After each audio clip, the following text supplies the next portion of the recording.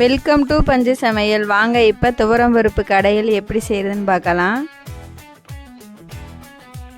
அதுக்கு நான் ஒரு 3/4 கப் துவரம் பருப்பு எடுத்து நல்லா கழுவிட்டு தண்ணி ஊற்றி அடுப்பில் வச்சுக்கோங்க. தேவையான அளவு தண்ணி ஊற்றி அடுப்பில் வச்சுக்கோங்க குக்கரை. ஒரு 4-5 சின்ன வெங்காயம் உரித்து 2ஆக கட் பண்ணி சேர்த்துக்கோங்க. ஒரு தக்காளி கட் பண்ணி சேர்த்துக்கோங்க. 2-3 பூண்டு உரித்து சேர்த்துக்கோங்க. பச்சை மிளகாய் 2 கீரி போட்டுக்கோங்க. வேறு இதுக்கு காரம்லாம் எதுவும் இல்லைங்க. நம்ம பருப்பு கடையிலுக்கு நம்ம காரம் ரொம்ப சேர்க்க மாட்டோம். அதனால் பச்சை மிளகாய் மட்டும் 2 கீரி. லைட்டாக எண்ணெய் சேர்த்து 1/4 டீஸ்பூன் மஞ்சத்தூள் சேர்த்துக்குங்க. அவ்வளோதாங்க. குக்கர் மூடி வெயிட் போட்டு ஒரு 4 விசில் வச்சு எடுத்துக்கோங்க. அப்போ தான் நமக்கு துவரம் பருப்புங்கிறதுனால கொஞ்சம் நல்லா வேகும். 4 விசில் வச்சு எடுத்துக்கிட்டேங்க. இந்த மாதிரி இருக்குங்க பருப்பு. இதை மத்து வச்சு நல்லா கடைஞ்சி எடுத்துக்குவோங்க. மத்து வச்சு நல்லா கடைஞ்சி எடுத்துக்கோங்க. இதை தாளிச்சிருவோங்க. அடுப்பில் கடாய் வச்சுக்கோங்க. தேவையான அளவு எண்ணெய் விட்டுக்குங்க. 1 டீஸ்பூன் கடுகு, 1 டீஸ்பூன் உளுந்து சேர்த்துக்குங்க.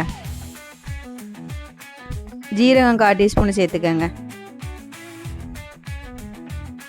நல்லா பொரியட்டும்.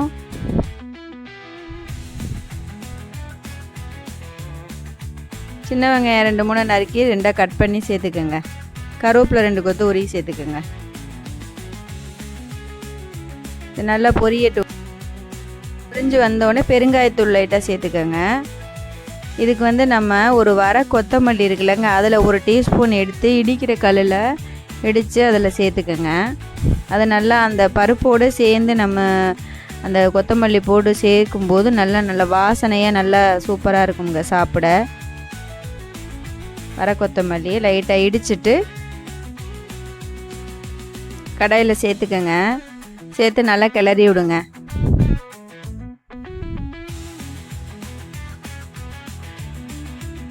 கிளறி விட்டு நல்லா இது பொரிஞ்சோடனே நம்ம பருப்பு கடையில் எடுத்து அதில் சேர்த்துக்கலாங்க. இந்த மாதிரி கடைஞ்சிருக்கணுங்க. அந்த தக்காளி, அந்த வெங்காயம், பூண்டெல்லாம் போட்டோம்ல, அதெல்லாம் நல்லா சேர்த்து நல்லா கடைஞ்சிடணும். இப்போ இதில் சேர்த்துருங்க. கடாயில் சேர்த்துக்கோங்க.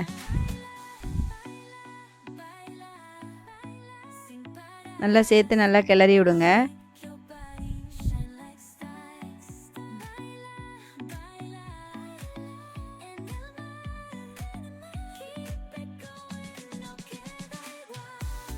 இதுக்கு நெய் 1 டீஸ்பூன் சேர்த்துக்குங்க. இல்லைன்னா சாப்பிடும்போது சாதத்தில் சேர்த்துக்குங்க. உப்பு தேவையான அளவு சேர்த்துக்குங்க. அவ்வளோதாங்க. துவரம்பருப்பு கடையில் ரெடிங்க. செஞ்சு பாருங்கள். பிடிச்சிருந்ததுன்னா லைக் பண்ணுங்கள், சப்ஸ்கிரைப் பண்ணுங்கள்.